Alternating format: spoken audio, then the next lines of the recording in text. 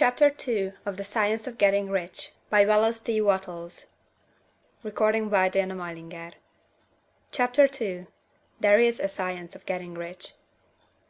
There is a science of getting rich, and it is an exact science like algebra or arithmetic.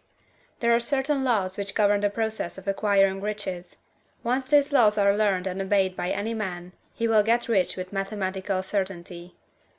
The ownership of money and property comes as a result of doing things in a certain way. Those who do things in this certain way, whether on purpose or accidentally, get rich, while those who do not do things in this certain way, no matter how hard they work, or how able they are, remain poor. It is a natural law that like causes always produce like effects, and therefore any man or woman who learns to do things in this certain way will infallibly get rich. That the above statement is true is shown by the following facts. Getting rich is not a matter of environment, for, if it were, all the people in certain neighborhoods would become wealthy, the people of one city would be all rich, while those of other towns would all be poor; or the inhabitants of one state would roll in wealth, while those of an adjoining state would be in poverty. But everywhere we see rich and poor living side by side, in the same environment, and often engaged in the same vocations. When two men are in the same locality, and in the same business, and one gets rich while the other remains poor, it shows that getting rich is not primarily a matter of environment. Some environments may be more favorable than others, but when two men in the same business are in the same neighborhood, and one gets rich while the other fails, it indicates that getting rich is a result of doing things in a certain way. And further, the ability to do things in this certain way is not due solely to the possession of talent, for many people who have great talent remain poor, while others who have very little talent get rich.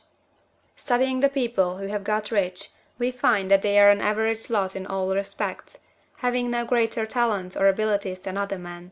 It is evident that they do not get rich because they possess talents or abilities that other men have not, but because they happen to do things in a certain way. Getting rich is not the result of saving or thrift. Many very penurious people are poor, while free spenders often get rich. Nor is getting rich due to doing things which others fail to do, for two men in the same business often do almost exactly the same things, and one gets rich while the other remains poor or becomes bankrupt.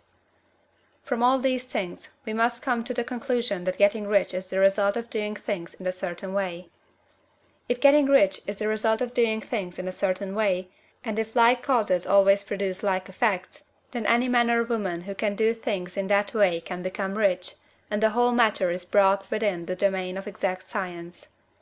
The question arises here, whether this certain way may not be so difficult that only a few may follow it.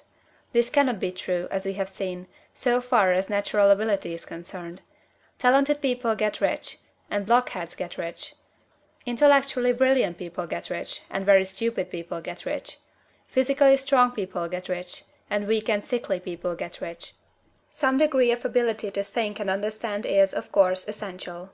But in so far natural ability is concerned, any man or woman who has sense enough to read and understand these words can certainly get rich. Also, we have seen that it is not a matter of environment. Location counts for something. One would not go to the heart of the Sahara and expect to do successful business. Getting rich involves the necessity of dealing with men, and of being where there are people to deal with. And if these people are inclined to deal in the way you want to deal, so much the better.